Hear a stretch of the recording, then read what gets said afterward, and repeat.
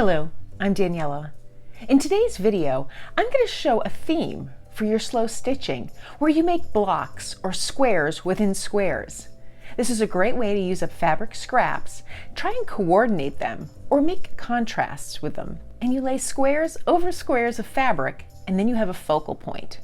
Now this is just a fun and easy little theme that I like to do with my slow stitching. And so for the month of March, I'm going to post one every day on my Instagram. A different slow stitching square. You can combine them and make a larger wall hanging or quilt, but I'm going to use them because I like the process of creating a little slow stitching piece every day. And here's the process that I use. So here are the squares. They each are made of different size squares, and then there's a focal point. And the focal point can be anything. You can use stitches. Here I used a button. Here I had a little burlap butterfly, but there are other things you can use. And if you create a number of them, you can stitch them together to make a larger block. Now I'm going to stitch one a day for the month of March, and I'll post my results on my Instagram feed in case you're interested. But another thing that you can do, if you don't want to create individual blocks, is stitch them together to create a larger block, or you can even make just smaller blocks within a larger square. So this is my process. Now since I'm going to stitch 31 blocks, I just cut out my blocks from this quilted fabric. These are just old quilts or just some fabric that I have that I want to use. Some are old placemats that I've cut down to size. And this just helps me in my process because I have the base already made.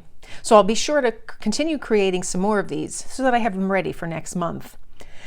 From there, I go through my fabric or my little focal points and see what inspires me.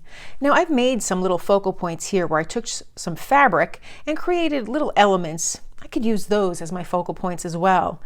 I have a bead here, just this little sprocket, this little star, this cute little button, and this other button, and they're all unusual. They draw your eye.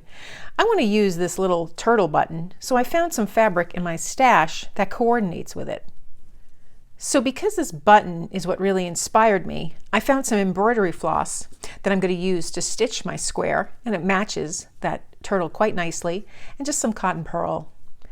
And because I'm making so many of them, I just made a very rough template here out of some scrap cardboard. It's not perfect, but it gives me enough of a border that I can just trace around it, and I get the approximate size that I need to make my squares. So from here, I'm going to take one of my squares, and this particular square is double-sided, so I could use either side. I'm going to stick to this side because I like the white on this background as well as the teal for these images. And now I'm just going to play with the fabric to decide what order I want to put the fabric. And I kind of have it in mind that I want to do it in this formation where I have the solid color, the print, and then the solid color, because this way my focal point will really stand out. So now I just go about designing it. And I kind of start with that second to last fabric, that base fabric.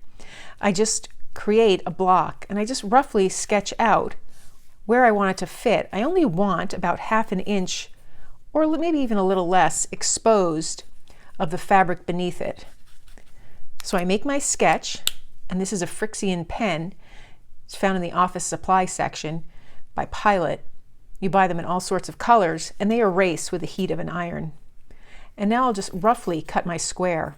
If you want to make it precise, you can measure it with a straight edge, but I don't mind that imprecision. So I'll make that cut all the way around. Again, I'm just eyeballing it.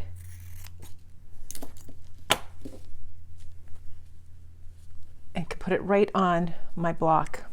It's a pretty good size. I have just enough of the background peeking through to be interesting. I'll come back, take the next piece, kind of eyeball where I want this to go with just as much of a border showing, and make those lines.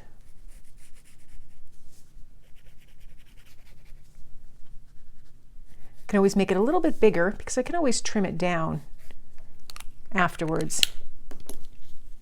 So now I'll cut this down to size, and I can also play around with the fabric particularly the printed fabric, to make sure that I have the print exposed that I want.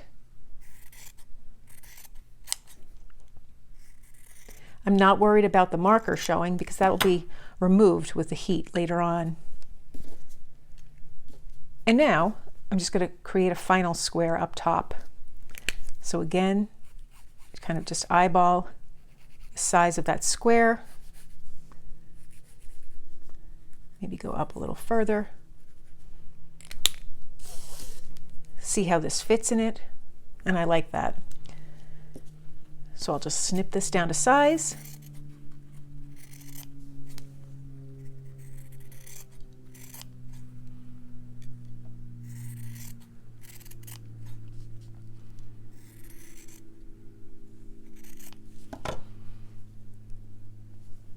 And see how that looks. So I'm happy with that placement for this block. I'll just take a pin in the center to hold it in place.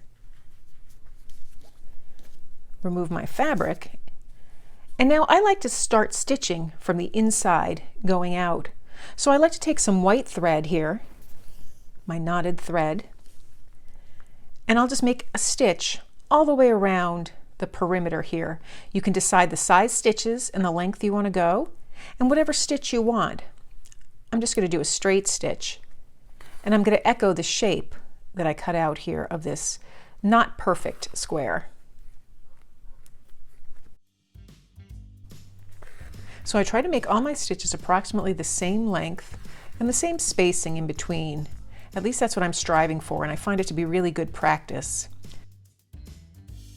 Because my squares themselves that were cut from the fabric are not perfect, that gives me a little leeway so that my stitches don't have to be perfect either.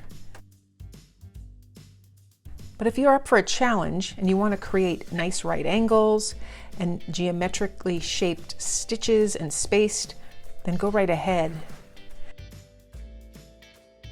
The beauty of this is I can create all these squares, and I can either combine them and use them together in one project, or I'll have these little blocks that I can use throughout my work as well. So it's a fun project. It uses up my scrap fabric, and it's an easy way to create something without investing a lot of time in creating a finished project. It's a very rewarding piece. So I'll continue all the way around that square.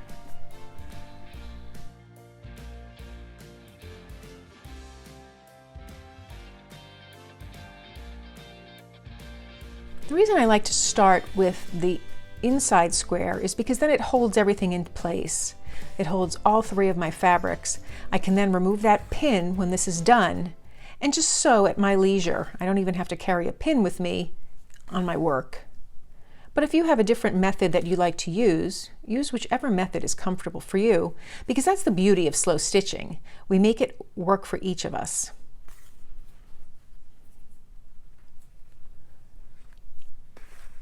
Just finish off my stitches here.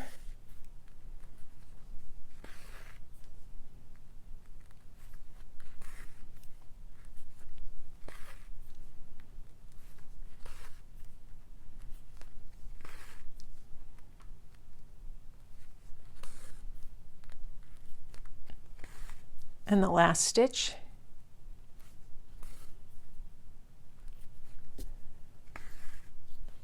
I'll knot the fabric on the back in the nearest little stitch.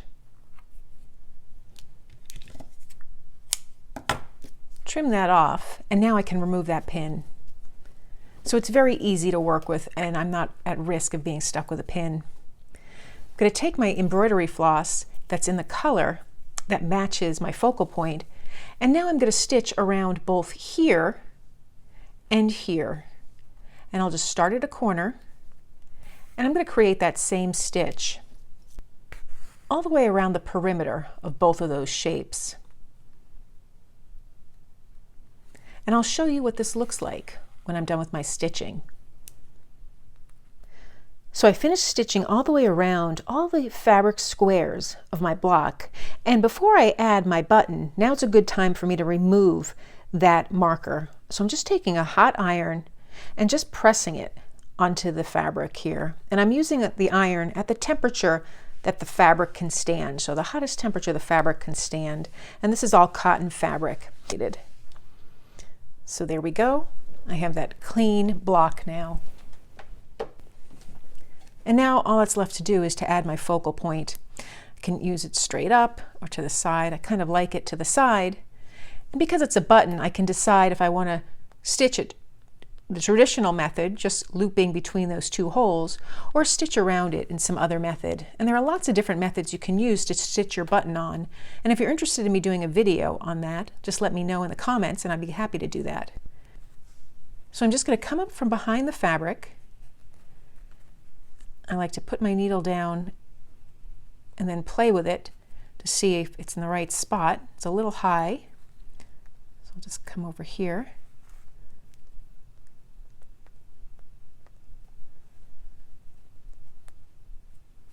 And I'm happy with that. So I'll just come up and go back down. And then the same thing again.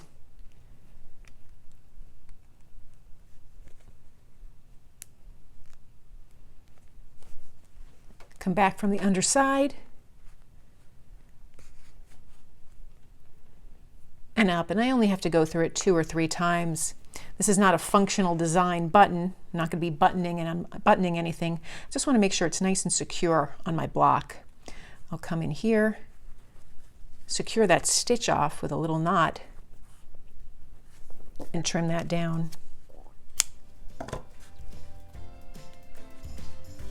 And there I have my block. So that's how I make one of my slow stitching squares.